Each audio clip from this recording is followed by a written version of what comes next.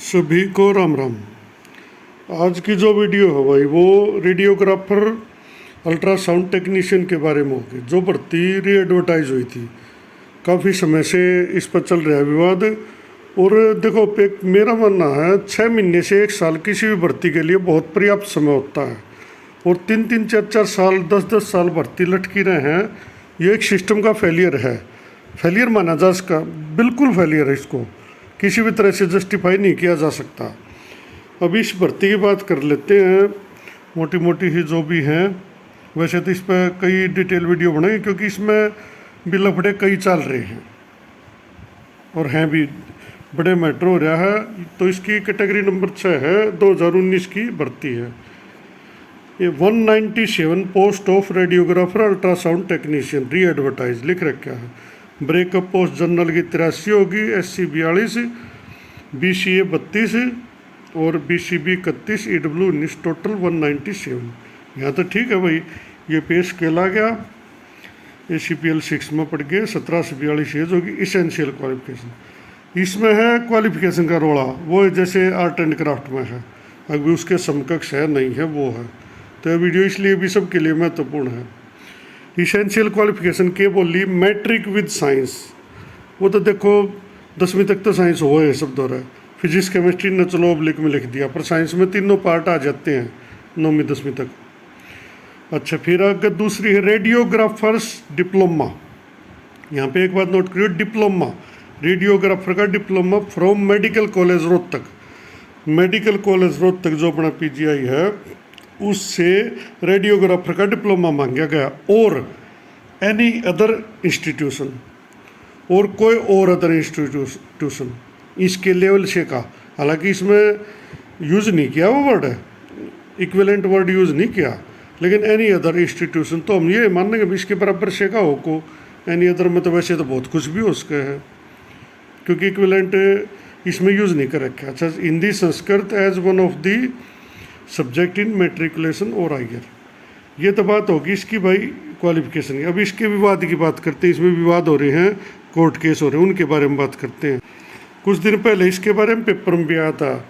BHSSC आयोग के सामने नित्य नई नई चुनौतियाँ पैदा हो रही है। पूर्व में आयोग द्वारा कई परिणाम बदले गए, वहीं अब रेडियोग्राफर के पदों का परिणाम भी बदलने की तैयारी है। अहम बात यह है कि सरकार की ओर से रेडियोग्राफर पद के लिए जारी विज्ञापन के वक्त शैक्षणिक योग्यता चयन प्रक्रिया के दौरान बदल दी गई, जिसके बाद में युवाओं की ओर से पंजाब एंड हरियाणा हाईकोर्ट में याचिका दायर की गई। पूरे मामले में हाईकोर्ट में सुनवाई की तो चयन आयोग ने दोबारा 410 को योग्य पाया, पहला 300 कुछ को पाया था।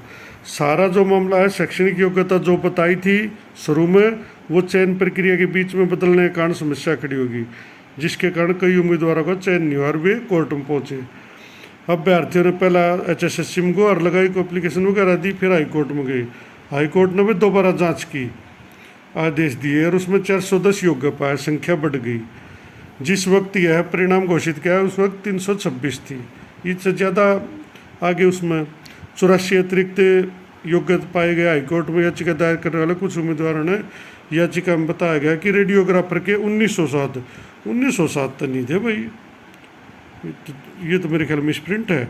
पदों पर भर्ती के लिए 7 सितंबर 2019 को विज्ञापन जारी करा, आवेदन मांग लिए थे। पद पहले 2009 में विज्ञापित, इसका मतलब 10 साल से है। इस पर भाई बताइए, किसी को पता हो तो। अखबार में 2009 है, जिन्हें दोबारा 2019 में विज्ञापित कर दिया गया। विज्ञापन में शैक्षणिक योग्यता लिखी थी, उम्मीदवार भौतिक एवं रसायन विज्ञान विषय के साथ 10वीं होना चाहिए। रेडियोग्राफर चिकित्सा डिप्लोमा चिकित्सा महाविद्यालय रोहतक या अन्य किसी महाविद्यालय संस्थान से होना चाहिए। तो इसमें यो है, इसमें क्या करा, ये जो रोहतक वाले थे इसके समकक्ष लेना था, लेकिन इन्होंने ITI और BSS और कई अन्य प्रकार के संस्थान से जिन्होंने किया ना, जो इसके समकक्ष भी नहीं माना जा सकता, उनको शामिल कर लिया या ना कर लिया। दोनों पार्टी कोर्ट में खड़ी हैं कुल मिलाकर। अब इसकी बात कर रहे थे कोर्ट केस की। कोर्ट केस में क्या चल रहा है? हाँ जी, देखिए, इसमें पहला ऑर्डर आया था 11/3/2022 को। वैसे तो इसमें 30 के लगभग केस है, लेकिन मेन केस यो माना जाता है CWP 48/92/2022 Manoj Sharma versus state of Haryana. इसमें देखो, पहले ऑर्डर में ही स्टे हो गया था, उसके बाद इसमें 5 ऑर्डर आए हैं। अभी इसमें 10 अगस्त को सुनवाई होनी है फाइनल। प्लीडिंग्स जानी है बहस दोनों तरफ से। On advance service learn state counsel join proceeding and accept notice. भाई सरकारी वकील ने ज्वाइन किया कोर्ट को और नोटिस ले लिया स्टेट ऑफ हरियाणा के वापस।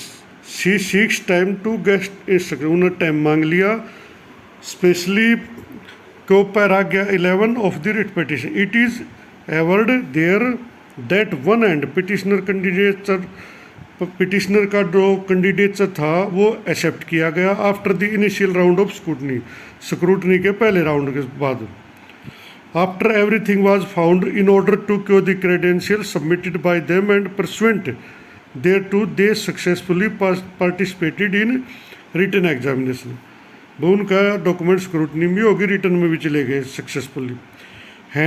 And have been awarded more marks than the last selected candidate as per OMR assessment. और उनके नंबर जो ना जो लास्ट वाला था रिजल्ट में उससे ज़्यादा हैं। On the other hand on the ground of some communication received from health department their candidature has now been cancel. उनका जो फॉर्म था वो कैंसिल कर दिया, कैंडिडेचर कैंसिल कर दिया।